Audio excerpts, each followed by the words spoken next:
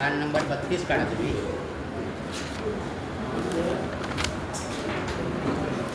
इथे पान नंबर 32 वर आजच्या दिवसाचं पंचांग आहे. 32 नंबर शके 1948 वर दिले आहे. वरच्या ओळी माहिती दिली आहे. शके 1948 पराभव नाम संवत्सर, उत्तरायण, सौर वसंत आणि ग्रीष्म ऋतू, नंतर वैशाख शुक्ल पक्ष आणि इंग्रजी महिन्यात एप्रिल मे 2 महिन्याचा समावेश आहे या पानावरती. तर 2026 चांद्र वासंत ऋतू. आता हे ग्रीष्म ऋतू ग्रीष्म दिलेला आहे. सौर वसंत आणि ग्रीष्म असे दोन्ही आहे आणि चांद्र वसंत ऋतू आहे. हा काय प्रकार आहे तर मी तुम्हाला समजावून सांगतो नंतर. आणि ते संवत जे आहे विक्रम संवत ते 2082. आता आजच्या दिवसाचं म्हणजे बघा, आज रविवार म्हणजे द्वितीया आहे सकाळी, म्हणजे सूर्योदयाला द्वितीया आहे. ती संपली आहे सकाळी 10:50 द्वितीया त्याची समाप्ती आहे 10:50. मिळाली का तुम्हाला सगळ्यांना? हां. नंतर नक्षत्राच्या कॉलममध्ये भरणी नक्षत्र जे आहे ते सकाळी 7:10 आहे भरणी नक्षत्र. आणि त्याच्यानंतर कृत्तिका नक्षत्र लागलं आहे. त्याच्यानंतर कृत्तिका नक्षत्र लागलं आहे. नंतर योगमध्ये आयुष्मान योग जो आहे तो रात्री 8:02 आहे. 2 म्हणजे रात्री 8:20 आहे. नंतर 2 मिनटापर्यंत. आणि कौलव करण जे आहे ते सकाळी 10:50 मी तिथी समाप्तीला कौलव करण संपलेलं आहे. आणि नंतर तैतिलकरण जे सुरू झालं आहे ते रात्री 9:08 संपणार आहे. बरोबर? हां. नंतर त्याच्यामध्ये ती दिलं आहे ते दिनमान, म्हणजे आजचं जे दिनमान आहे ते 12 तास आणि 36 मिनटं. आता इथे फक्त 36 मिनटं तुम्हाला दिसतील, 12 तास फक्त वर दिसणार तुम्हाला. जोपर्यंत तासामध्ये फरक पडत नाही तोपर्यंत ते 12 तासच धरायचे आपण. हां. ज्यावेळेला 12 तासाचे 13 तास होतील किंवा 11 तास होतील तेव्हा त्याचा उल्लेख तिथे टाळ दिवशी केलेला असतो. तर 12 तास 36 मिनटाचं आजचं दिनमान आहे, म्हणजे दिवस मोठा आहे आपला. हां. रवीचा उदय, रवी उदय हा आहे सकाळी 6:20. रवी उदय सकाळी 6:20 आहे. आणि सूर्यास्त रवी अस्त जो आहे तो 18:56 म्हणजे संध्याकाळी 6:56 आहे. नंतर चंद्राचा राशीप्रवेश दुपारी 12:31 चंद्राचा वृषभ राशीमध्ये प्रवेश होत आहे. दुपारी 12:31 वृषभ राशीत चंद्र प्रवेश करतो आहे. आज इंग्रजी तारीख आहे 19 एप्रिल. आणि आजच्या दिवसाचं विशेष म्हणजे आजच्या दिवसाचं विशेष जे आहे ते आज अक्षय तृतीया सांगितलेली आहे. श्री बसवेश्वर जयंती आहे आज. श्री परशुराम जयंती आहे. युगादी आणि कल्पादी. युगादी म्हणजे युगाची सुरुवात झाली आहे युगाची. आणि कल्पादी म्हणजे कल्पाची सुरुवात आहे ती आजच्या दिवशी झालेली आहे. आजच्या तिथेला अक्षय तृतीयेला झालेली आहे. युगादीमध्ये जे युग सुरू होतात, नवीन युग सुरू होतात त्याची सुरुवात आजच्या दिवशी झालेली आहे. आणि कल्पादी.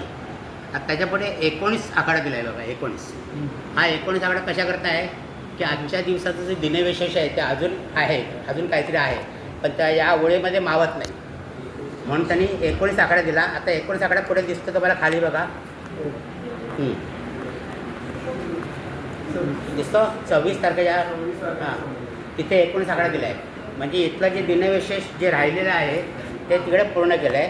तर जलकुंभ व पंखादान, आज जलकुंभ आणि पंखादान आहे. आणि तृतीया श्राद्ध आहे. हां, कुठलं? खाली 19. हां 19 आकडा दिसला का तिकडे? हां, त्याच्यापुढे बघा काय दिलं आहे, जलकुंभ व पंखादान दिलं आहे ना. नाही पंखा साफ नाही मिळालं. हां, जलकुंभ आणि पंखादान आहे, पंखा साफ नाही आहे. आज दोन्ही पण आणि तृतीया श्राद्ध आहे. आता तृतीया श्राद्ध म्हणजे काय, प्रत्येक महिन्याची श्राद्ध असतात. म्हणजे व्यक्ती गेल्यानंतर जे आपण श्राद्ध करतो, सामायिक श्राद्ध आपण भाद्रपद कृष्ण पक्षात करतो श्राद्ध पक्षामध्ये, पण ज्या व्यक्तींच्या प्रथम श्राद्ध असतात ते त्या तिथीला करायचं असतं. तर आज तृतीयेचं श्राद्ध आहे. आता याच्यामध्ये जरा फरक कसा केला आहे बघा त्यांनी. आज इकडे द्वितीया सांगितलेली आहे, आज द्वितीया सांगितलेली आहे, पण आज आपण अक्षय तृतीया करतो आज. आता इथे फरक बघा, द्वितीया जी आहे ती सकाळी 10:50 संपलेली आहे. त्याच्यानंतर तृतीया सुरू झालेली आहे 10:50 नंतर. आणि ही जी तृतीया आहे ती उद्या बघा सोमवारी सकाळी 7:28 संपते. म्हणजे सूर्योदय झाल्यानंतर लगेच संपते. उद्याचा सूर्योदय किती वाजता आहे बघा, 6:19 आहे. म्हणजे त्याच्यानंतर जवळ तासाभरातच संपते तृतीया. म्हणजे उद्या जर तृतीया जर आपण साजरी करायची म्हटली तर तृतीयाची विधी आपल्याला उद्या करता येणार नाही. आणि आज तृतीयाला 3/4 जास्त वेळ मिळतो तिथीचा, म्हणून ती तृतीया आज आपण करतो. आज आपण करतो. बरं, आजसुद्धा ते कधी करायची? आजसुद्धा त्याचा मुहूर्त 12:31 दिलेला असेल तुम्हाला बघा. कुठे पंचांगात नाही दिलेला, पण कॅलेंडरमध्ये वगैरे किंवा जे तुम्ही रील्स वगैरे बघता तर अक्षय तृतीयेची पूजा 12:31 नंतर करायची. त्याच्यामागचं कारण काय, तर आजच्या दिवशी रवीचं मेषमध्ये गेलेलं असतं. रवी मेषमध्ये म्हणजे आपल्या उच्च राशीला गेलेलं असतो. आणि चंद्रसुद्धा वृषभेमध्ये प्रवेश करतो, म्हणजे त्याच्या उच्च राशीमध्ये प्रवेश करतो. तर आता आज चंद्राचा वृषभ राशीमध्ये प्रवेश कधी आहे बघा, तर 12:31 आहे. वर दिले बघा, चंद्र राशी प्रवेश 12:31 नंतर. म्हणून अक्षय तृतीयेची जी पूजावर सांगितलेली आहे ती 12:31 नंतर ती विधी आपण सुरू करायला पाहिजे. कारण रवी आणि चंद्राचं दोन्ही आपल्या उच्च राशीमध्ये असतात त्यावेळेला, रवी आणि चंद्र. म्हणून हां कुठं नाही, दुपारी 12:31 आता. हां कुठलं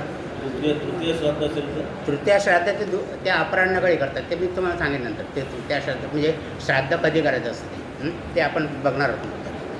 तर इथे हे तुम्हाला कळलं की अक्षय तृतीयेची पूजा वगैरे जे आपण करतो ती 12:31 नंतर आज सुरू करायची होती. 12:31 नंतर म्हणजे जे काय अक्षय तृतीयेला सोनं वगैरे घेतात. सांगतो ते पण. हां त्यांनी तेच सांगितलं, पंखा साफ करायचा का, म्हणजे ते दिवाळीला असतं. हां दानच करायचं असतं, दानच करायचं. तर हे अक्षय तृतीया. आता अक्षय तृतीयाचं महत्त्व काय की अक्षय तृतीयेला आपण ज्या गोष्टी करतो त्या अक्षय राहतात, नाही त्या संपत नाहीत कधी. म्हणून सोनं विकत घेतात की त्यात तो सोन्याचा साठा तुमचा संपत नाही कधी, अक्षय राहतो तेवढा. त्या दिवशी तुम्ही जे काय कराल आणि त्याची पूजा तर कशी म्हणजे एक मातीचं हे घ्यायचं, घट घ्यायचा मातीचा, आणि त्याच्यामध्ये अख्खे तांदूळ भरतात. म्हणजे अक्षता म्हणतो आपण त्यांना, तसे अख्खे तांदूळ त्यात भरायचे, तुकड्याचे तांदूळ भरायचे नाही. आणि मग त्याच्यावरती तुम्हाला हळदीचं एक हे ठेवायचं असतं. हळद म्हणजे आपली सगळ्या बाबतीत बहुगुणी आपण म्हणतो आपण त्याला. आणि नंतर मग काय एखादं नाणं ठेवायचं किंवा जी तुम्हाला मौल्यवान वस्तू वाटते ती त्याच्यात ठेवायची आणि त्याची पूजा करून नंतर मग ते संध्याकाळी पूजा संपल्यानंतर ते एका फडक्यात बांधून आपल्या तिजोरीत ठेवायचं असतं. म्हणजे तो आपला जे धन जे आहे ते आपलं अक्षयात ठेवतो तिजोरीत. हे 12:31 नंतर सुरू करतात दिवसभरानंतर. आजच्या दिवसाला नंतर मुहूर्त नसतो. हां त्याला मुहूर्त नसतो, तुम्ही कधी पण घेऊ शकता. आज तुम्ही आता येताना तुम्ही पाहिलं वामनहरी पेठणकडे बघा, बाहेर त्याने वेगळं आणखी एक कंपाऊंड घातलं, त्याला AC लावलं आणखी. हां आणि अक्षय तृतीयेची गर्दी एवढी असते. नाही, ते काय करतात गोल्डच्या शॉपमध्ये ऑर्नामेंट्स असतात ना, ते आत शॉपमध्ये ठेवतात आणि कॉईन्स असतात ना ते कॉईन्स बाहेर लावून देतात. मग तुम्हाला किती कॉईन्स द्यायचे देतात तिथे. म्हणजे आजच्या दिवशी प्रत्येकजण काही ना काहीतरी सोनं घेतो इरिस्पेक्टिव्ह ऑफ प्राईस. तर असा जो हे आहे अक्षय तृतीयेचा.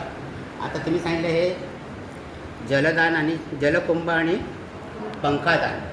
तर अक्षय तृतीयेला आपल्याला कोणाचं दान करायचं असतं, ते दानसुद्धा मग अक्षय राहतं आपलं असं.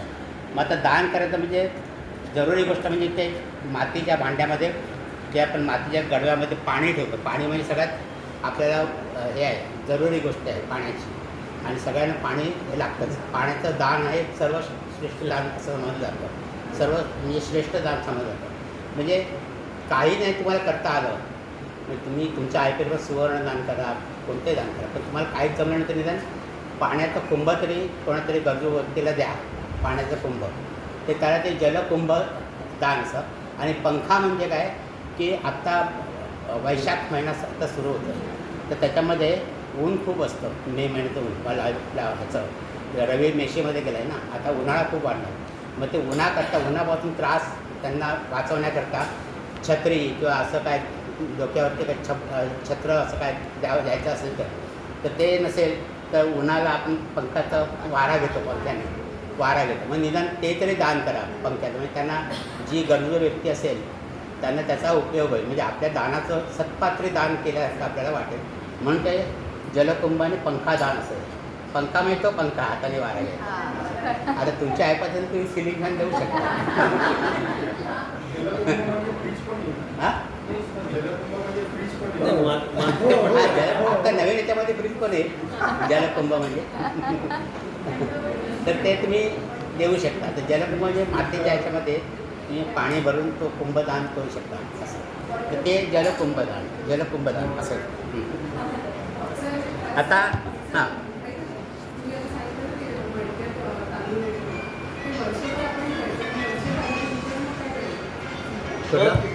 म्हणजे तुम्ही सांगितलं ना तांदूळ ठेवायचं. हां तांदूळ नाही ठेवायचं चालतील, फक्त तांदळाचे थोडं दाणे घ्यायचे त्याच्यामध्ये आणि बाकीच्या वस्तू तुमच्या आहेत त्या. आणि बाकी ते दान करा तांदूळ तुम्ही, किंवा प्रवाहात सोडा. तुम्ही जास्त दिवस ठेवते नंतर प्रवाहात सोडतो, जलप्रवाहित करायचं. हां एका दिवसापुरतंच ते करायचं. म्हणजे हे वर्षभर तुम्हाला पुरतं ते असं. त्यांना काय म्हणायचं ते तांदूळ आहेत ना हे तसेच कुंभामध्ये ठेवायचे ठेवायचे तसेच वर्षभर ठेवायचे. असं म्हणायचं. तसंच वर्षभर ठेवायचे. तुम्हाला तिजोरीत ठेवायचं नंतर ना ते. तसं कुंभ तिजोरीत ठेवू नका तुम्ही. त्यातले थोडेसे दाणे घ्या, बाकी तुम्ही वरती ज्या वस्तू ठेवल्या आहेत त्या एका फडक्यामध्ये बांधायच्या आणि ते त्याची पुढे कपटी ठेवायची त्याच्यामध्ये. आणि बाकीचे तांदूळ तुम्ही दान करू शकता. ते दान करा किंवा कोणातरी द्या असं करा. ते कसं तुम्ही करू शकता. आता वर तुम्हाला एक प्रश्न पडला असेल की सौर वसंत आणि ग्रीष्म ऋतू. सौर वसंत आणि ग्रीष्म ऋतू असा आहे बघा. आता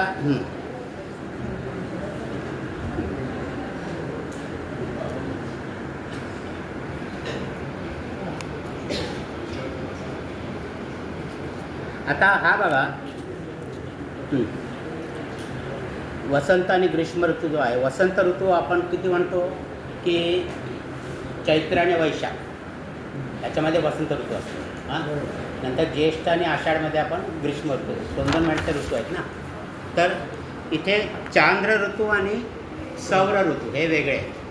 सौर म्हणजे सौरमानाने जे ऋतू आपण बघतो ते सौर ऋतू, आणि चांद्र ऋतू म्हणजे आपला हिंदू कॅलेंडरप्रमाणे आपण जे चैत्र वैशाख महिने असं. आता सौर ऋतू आहे ना ते सह ऐनांश असं असतं. मग मागे तुम्हाला सांगितलं होतं की ऐनांश म्हणून प्रकार आहे, त्यांच्याकडे दिलं आहे बघा ऐनांश.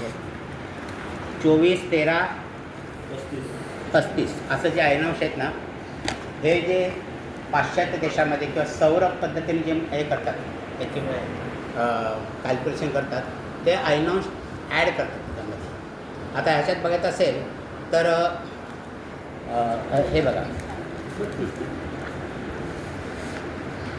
इथे खाली दिले बघा. हां सौर ग्रीष्म ऋतू आरंभ दिलेला आहे बघा 20 तारखेला सौर ग्रीष्म ऋतू प्रारंभ दिलेला आहे. हां आणि ऋषभायन दिलेलं आहे. ऋषभायन म्हणजे सौर रवीचा वृषभ राशीमध्ये प्रवेश. पण आपल्याकडे वृषभ राशीचा प्रवेश कधी होतो, आत्ता आपला मेष राशीमध्ये आहे आणि 15 मेला तो वृषभ राशीमध्ये आहे. परंतु इथे त्यांनी दिलं आहे की ऋषभायन कधी दिलं आहे 20 एप्रिलला दिलेलं आहे. म्हणजे जे सौर मानसिक म्हणजे पाश्चात्य तुम्ही जर कॅलेंडर बघितलं असेल किंवा जे झोडियाक सायन्स वगैरे असतात त्याच्यामध्ये सूर्यावरनं त्यांनी हे दिलेलं असतं, प्रेडिक्शन दिलेलं असतं. तर त्याच्यामध्ये तारखा तुम्हाला बघा 20-21 तारीख अशी असणार राशी बदलण्याची. तर ते आपल्या पुढे आहेत असे म्हणजे अयनांश ते ॲड करतात त्याच्यामध्ये. आणि आपण पद्धती जी वापरतो निर्यन पद्धती वापरतो, सायन आणि निर्यन. सायन म्हणजे सह अयनांश आणि निर्यन म्हणजे उणे अयनांश असं. म्हणजे आपण ज्या वेळेला ग्रह स्पष्ट करतो, पुढच्या वर्षी तुम्ही शिकाल म्हणजे ह्याच्यावर कसे ग्रह स्पष्ट करायचे, तर ते ग्रह स्पष्ट करताना आपण अयनांश उणे करतो आणि मग आपल्याला स्पष्ट ग्रह आपले मिळतात. आत्ता आपल्या पंचांगात दिले आहेत ते निर्यन स्पष्ट ग्रह दिलेले आहेत, ते लिहिलं आहे बघा त्याच्यात जे का नाही. पण आपले जे ग्रह स्पष्ट केलेले आहेत इकडे ते निर्यन पद्धतीने केलेले आहेत. आणि हां, आता ते अयनांश जे आहेत ना, आता तुम्हाला बघायचं असेल तर 20 तारखेला बघायचं. उजव्या बाजूला 20 तारीख आहे ना, 20 तारखेच्या खाली जे दिले स्पष्ट ग्रह दिलेत बघा 20 तारखेला, त्याच्यामध्ये रवी किती दिला आहे बघा, 00 5 42 26 आहे तो रवी.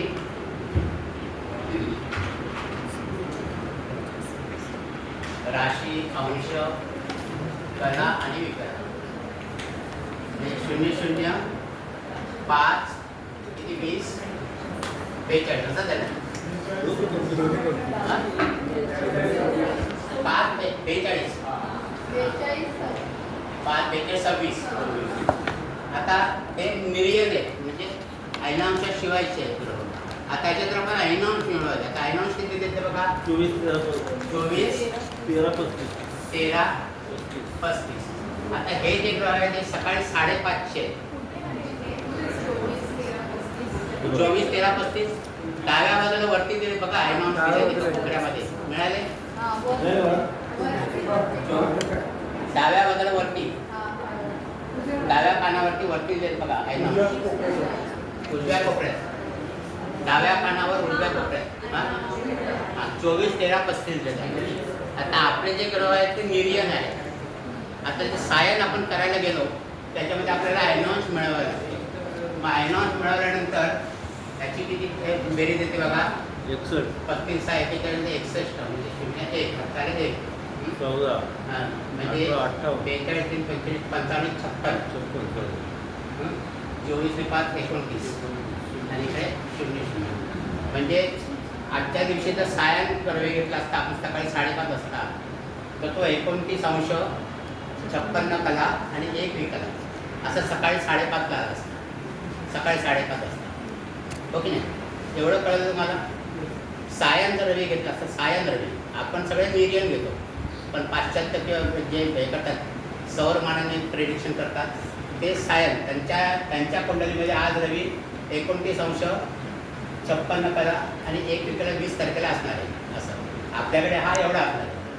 म्हणजे किती कमी आहेत बघा अंश, 24 आणि हे बाकीचे अंश एवढे कमी आहेत आपल्याकडे, त्यांच्याकडे जास्त आहेत. म्हणजे त्यांच्याकडे अगोदर जाणार रवीचं राशी प्रवेश अगोदर म्हणा.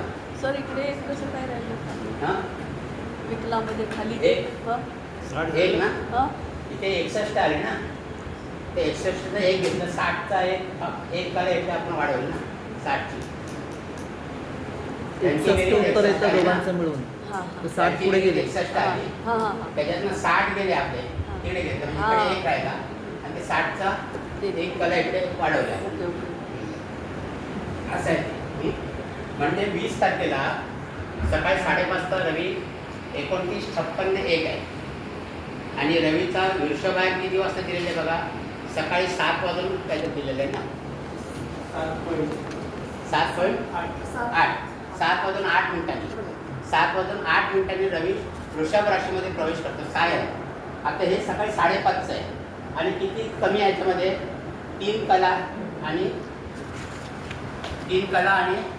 59 विकला कमी आहे. म्हणजे 30 अंश पूर्ण व्हायला 3 कला म्हणजे तेवढा रवी 3 कला जातो 2 तासामध्ये. कारण एका दिवसामध्ये तो 59 कला किंवा 60 कला जातो 1 अंशात सर्व जातं. तर दीड ते 2.5 तासामध्ये तो 3 कला किंवा 4 कला पुढे जातो. म्हणून रवीचा वृषभ आहे दिला आहे 7 वाजून 2 मिनिटांनी दिली बघा. वृषभ आहे ना, वृषभ राशीमध्ये प्रवेश 7 वाजून 8 हां 7 वाजून 8 7 वाजून 8 मिनिटं दिले. वृषभ आहे. वृषभ आहे किती इथे बघा. त्याच पानावर इकडे हां वैशाख शुद्धी वृषभायन बरोबर आहे. आणि मग वृषभायन झाला की तो ग्रीष्म ऋतू प्रारंभ त्यांच्याकडे होणार आहे तसा वृषभायन झाल्यानंतर त्यांचं आपण 21 दिवसापेक्षा जास्त असतं. आणि आपल्याकडे आणि म्हणून तर आपला चांद्र वसंत ऋतू दिला आहे आणि सौर वसंत आणि ग्रीष्म म्हणजे वसंत ऋतू आहे तो 20 तारखेपर्यंत आहे आणि नंतर ग्रीष्म ऋतू सुरू होतो आहे सौर असं. तर हा जो फरक आहे तो हां सौर आणि चांद्र पद्धती वेगळी आहे ना. सौरमानाने कालगणना आणि चांद्रमानाने कालगणना. सौरमानाने जे कालगणना करतात ते ऐनांश पण धरतात त्याच्यामध्ये आणि चांद्रमानाने आपण करतो आपल्याकडे त्याच्यामध्ये आपण ऐनांश धरत नाही. त्याच्यामुळे जे काय स्पष्ट ग्रह येतात त्याच्यातून आपण ऐनांश वजा करतो. आता आपण ऐनांश वजा केल्यामुळे आजचा आपलं रवी 5°42 कला आहे आणि ऐनांश धरले असते तर तो 29°56 कला झाला असता असं. म्हणजे रवीचा राशी प्रवेश लवकर होतो 20-21 दिवस लवकर होतो सौरमानाने. म्हणून ते वृषभायन म्हणजे वृषभ राशीतला प्रवेश वृषभायन म्हणजे. आणि आपल्याकडे वृषभायन केव्हा होणार आहे 15 मेला होणार आहे 15 मेला. आणि इथे केव्हा होणार तो 20 तारखेला होणार आहे 20 तारखेला. म्हणजे हे 20 तारखेचे हे आणि 15 आणि 10 25 म्हणजे 21 तारखेचा 21 दिवसांचा फरक पडतो साधारण 21-22 दिवसांचा फरक पडतो असं. किंवा सरळ सरळ तुम्ही ऐनांशाचे 24 अंशात म्हणजे 24 दिवसाचा फरक पडणार. ऐनांशाचे 24 दिवसात म्हणजे 24 दिवसाचा फरक पडणार. तर हे सौरमानाचं आणि ऋतूंचे 2 प्रकार दिले असतात सौर ऋतू आणि चांद्र ऋतू. आपण चांद्र ऋतूच बघतो आपण सौर ऋतू बघत नाही. तर चांद्र ऋतू आहे तो वसंत ऋतू आहे. नंतर आणखी एक त्याच्यामध्ये बघा द्वितीयाला दिलेलं आहे वरती प्रतिपदेला म्हणजे शनिवारच्या याला इष्टी दिलं आहे 18 तारखेला आणि चंद्रदर्शन दिलेलं आहे 20 वाजून 4 मिनटापर्यंत. चंद्रदर्शन 20 वाजून 4 मिनिट. आता चंद्रोदय सकाळी लवकर होतो म्हणजे कधी आता ही शुक्ल पक्ष सुरू झाला आहे म्हणजे अमावास्यानंतर सुरू झालं आहे ना. अमावास्याला रवी आणि चंद्र एकत्र असतात मग त्यांचे उदय पण जवळजवळ सारखेच होतात पुढे मागेच होतात. आणि मग कधी कधी प्रतिपदेला रवीबरोबरच चंद्र पण मावळतो त्याच्यामुळे कधी कधी प्रतिपदेला चंद्राची कोर दिसत नाही आपल्याला मग ती द्वितीयेला दिसते. म्हणून नेहमी द्वितीयेचा चंद्र बघतात बीजेचा चंद्र बघतो ना आपण दूज का चांद आपण म्हणतो तसं म्हणजे बीजेचा म्हणजे ती चंद्रकोर आपल्याला स्पष्ट दिसते बीजेची. तर त्यावेळेचं इथे पहिल्या दिवशी तर चंद्र 20 वाजून 4 मिनटापर्यंत बघा 20 वाजून 4 मिनटापर्यंत. आणि पुढे दिलं आहे मू 15 महर्द.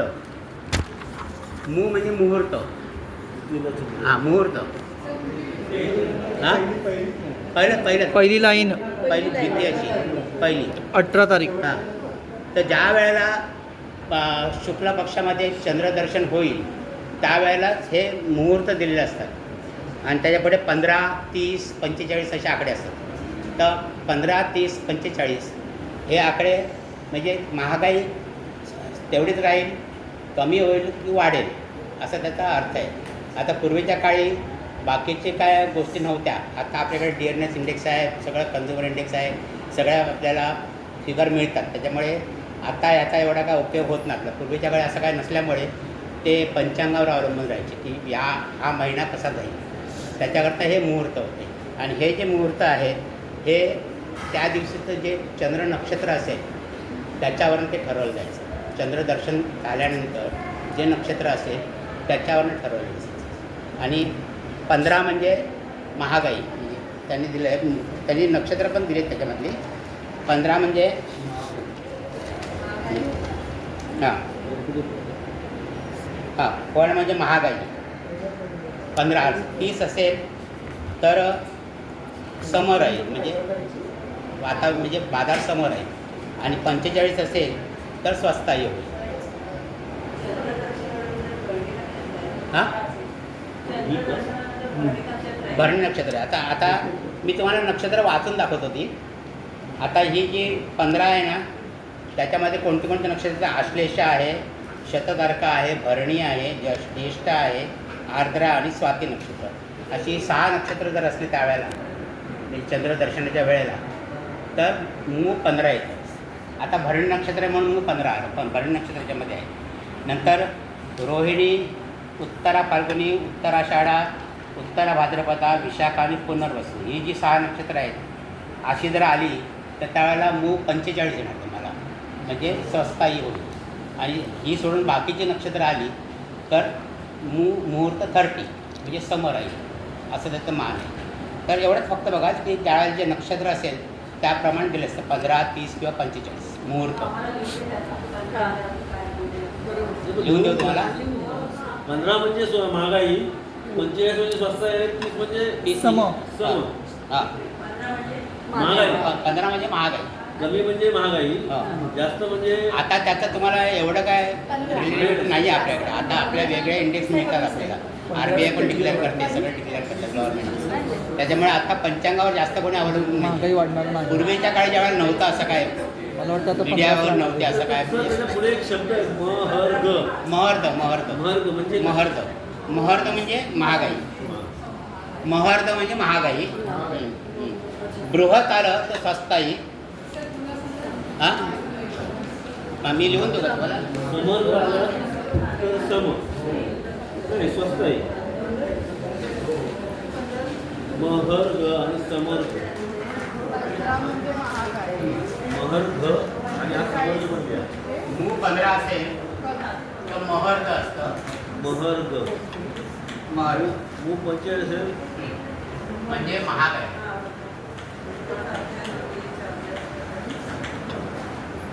नंतर मूग मूग 45 30 असेल तर सम सामार्ग्य. सम किंवा सामान्य. सामार्ग्य ना याच्यात. त्याच्यामध्ये समर आहे, महाग आहे आणि हे नाही, समर आहे. आणि मूग 45 किती जर असेल म्हणजे बृहत. समर्ग. बृहत त्याला स्वस्त आहे. स्वस्त.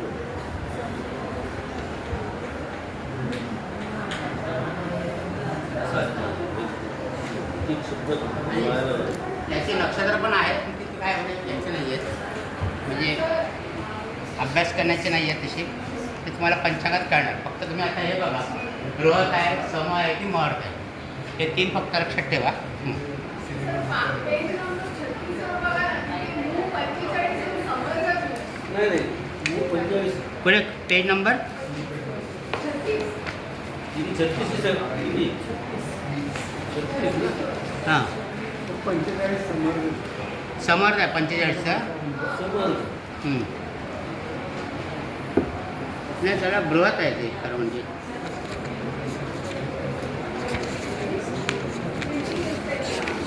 समर्थ म्हणजे महागाई आहे ना, असा अर्थ आहे. हां, सेम. तर नाही नाही नाही ह्याच्या ह्या नक्षत्राने आहे ना,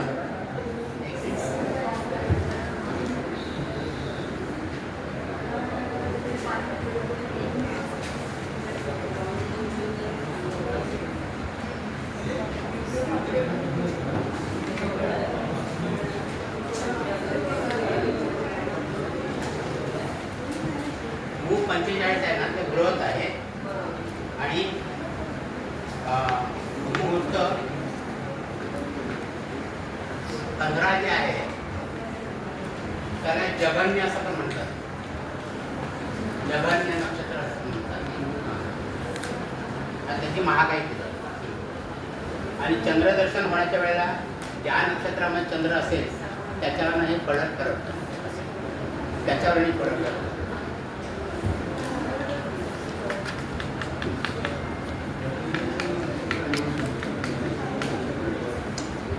तर असे असे जे विशेष त्यांचे दिले दिनविशेष दिलेले असतात ते आपण प्रत्येक वेळेला बघणार. त्याच्यामध्ये तुम्हाला काय काय गुरुपुष्यामृत येईल. नंतर घबाड नक्षत्र, घबाड आहे, घबाड योग आहेत. असे जे योग आहेत ते आपण आता शिकणार आहोत पुढे नंतर. जसं जसं जसं आपला अभ्यास जाईल पुढे त्यावेळेला आपण ते शिकणार आहोत. 21ला गबाळ दिली. नंतर त्या डाव्या पानावरती बघा खाली आलात तुम्ही तर चंद्र नक्षत्र चरण समाप्ती दिलेली आहे. म्हणजे चंद्र ज्या नक्षत्रामध्ये असतो त्या एका नक्षत्राचे 4 चरण आहेत. त्या 4ही चरणाची समाप्ती केव्हा होते ते तिकडे दिलेलं आहे बघा. आता आजचं नक्षत्र कुठलं आहे तर कृत्तिका नक्षत्र आहे. आता भरणी संपलं आहे ना सकाळी 7 वाजून 10 मिनिटांनी. तर कृत्तिका नक्षत्र आहे. तर खाली कृत्तिका नक्षत्र बघा कुठे आहे ते बघितलं. त्याच्या अगोदरचं भरणी नक्षत्र बघा त्याचं चतुर्थ चरण 7 वाजून 10 मिनिटांनी संपलेलं आहे. मिळालं ते हां. आणि त्याच वेळेला ती नक्षत्र समाप्तीकडे तुम्हाला मिळेल वर नक्षत्र समाप्ती. नंतर मग कृत्तिका नक्षत्र सुरू झालं आहे आणि त्याचं पहिलं चरण आहे ते 12 वाजून 31 मिनिटांनी संपलेलं आहे. आता तुम्हाला मुहूर्त मी 12 वाजून 31 मिनिटाचं का सांगितलं तर कृत्तिका नक्षत्राचं पहिलं चरण कुठल्या राशीमध्ये येतं मेष राशीमध्ये आणि दुसरं तिसरं आणि चौथं चरण हे वृषभ राशीमध्ये. आपल्याला वृषभ राशीतलं चरण पाहिजे म्हणून 12 वाजून 31 मिनिटानंतर चंद्र राशी प्रवेश आहे बघा वृषभेला. आणि ते दुसरं चरण जे आहे कृत्तिकाचं ते संध्याकाळी 5 वाजून 52 मिनिटापर्यंत आहे.